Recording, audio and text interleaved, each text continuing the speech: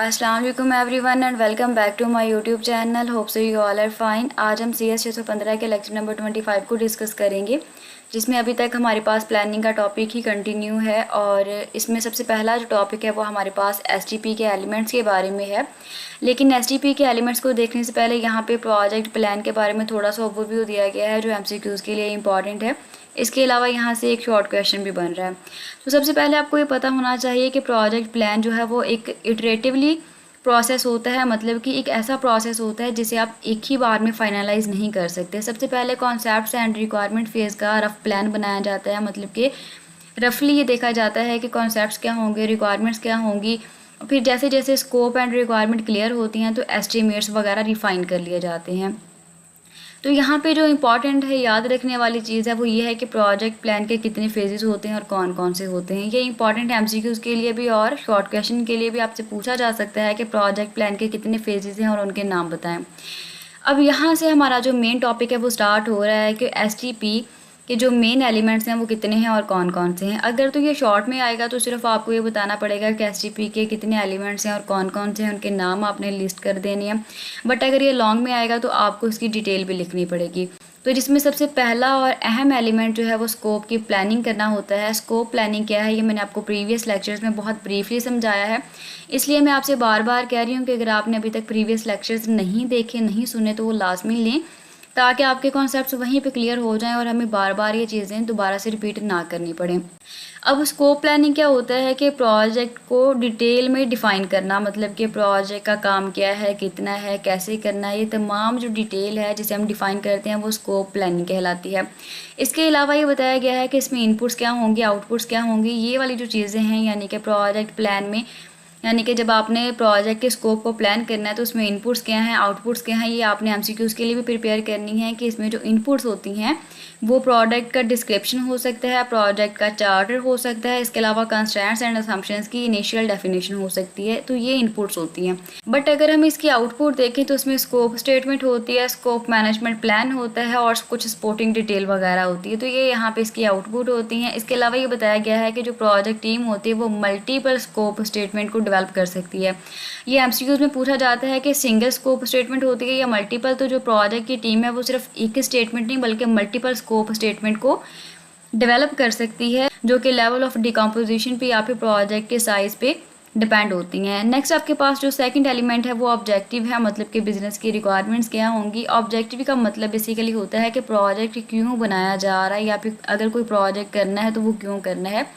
मतलब इसमें इसकी मिशन स्टेटमेंट हो सकती है कि प्रोजेक्ट बनाने का मिशन क्या है, बिजनेस के ऑब्जेक्टिव्स क्या हैं प्रोजेक्ट के लिए। इसके अलावा इसमें business case and detail description of assumptions भी इंक्लूड होते हैं।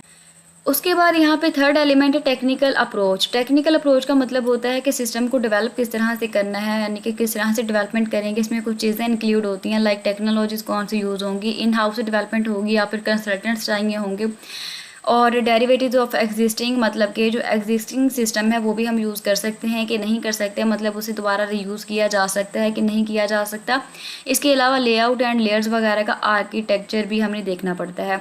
उसके बाद कंट्रैक्चुअल एस्पेक्ट्स क्या होते हैं। कंट्रैक्चुअल एस्पेक्ट्स में क्या होता है कि बाहर से हमने क्या चीज़ें लेनी है, इन तमाम चीज़ों का कॉन्ट्रैक्ट करना कंट्रैक्चुअल एस्पेक्ट्स कहलाते हैं। जिस तरह हमने लास्ट लेक्चर में देखा था प्रोक्योरमेंट प्लान के बारे में कि अगर बाहर से कोई रिसोर्सेज लेने हैं, कितने लेने हैं, कब लेने हैं, इन तमाम चीज़ों को प्लान करने को हम प्रोक्योरमेंट प्लान बोलते थे। इसी तरह कंट्रैक्चुअल एस्पेक्ट होता है कि ऐसा कॉन्ट्रैक्ट जिसमें ये बताया जाता है कि बाहर से क्या चीज़ें लेनी है, वो कंट्रैक्चुअल एस्पेक्ट्स कहलाते हैं।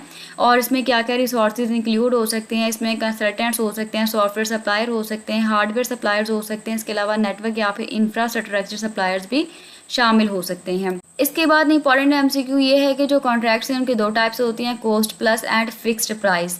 अब यहाँ पे जो cost plus and fixed price है, इनका जो नॉलेज है वो आपको होना चाहिए, मतलब इसके बेसिक कॉन्सेप्ट्स आपके क्लियर होने चाहिए कि कॉस्ट प्लस को आप टाइम एंड मटेरियल भी बोल सकते हैं।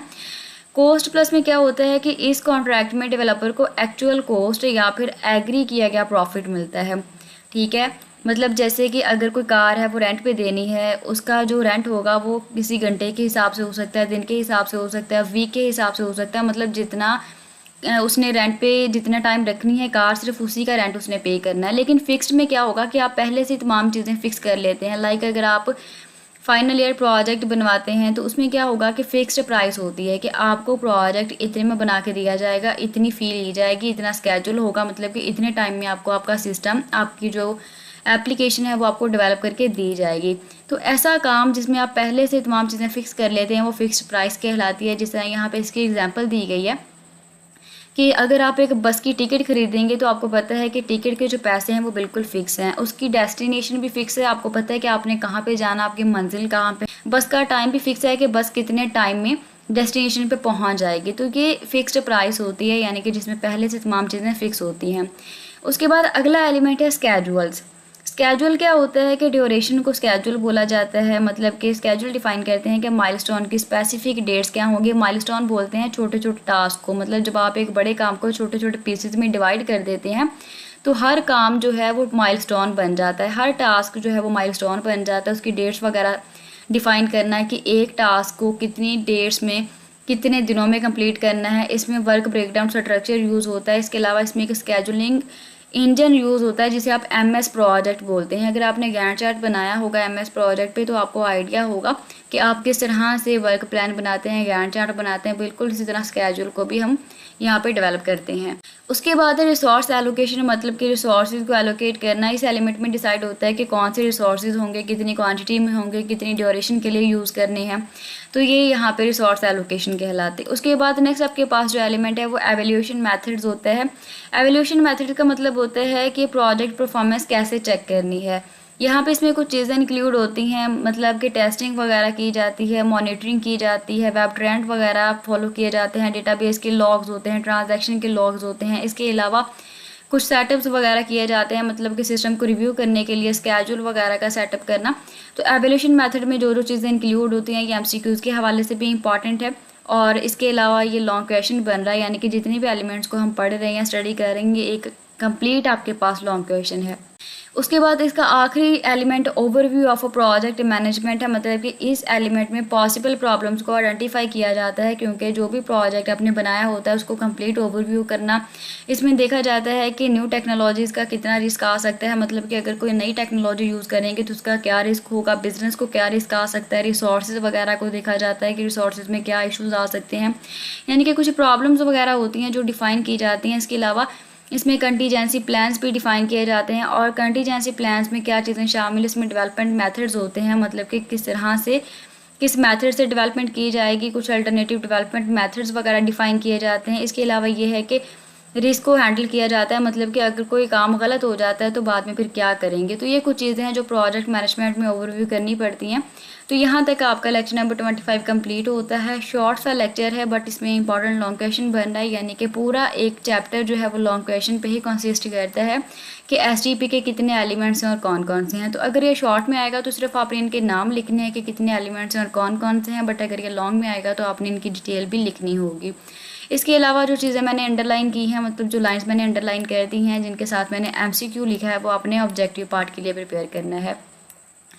तो हमारा ये लेक्चर कंप्लीट होता है। अगर वीडियो अच्छी लगी हो तो वीडियो को लाइक लाजमी करें एंड अपने फ्रेंड्स के साथ भी शेयर करें। फिर मिलते हैं हम अगली वीडियो के साथ, तब तक के लिए अपना बहुत ख्याल रखिएगा। अल्लाह हाफिज़।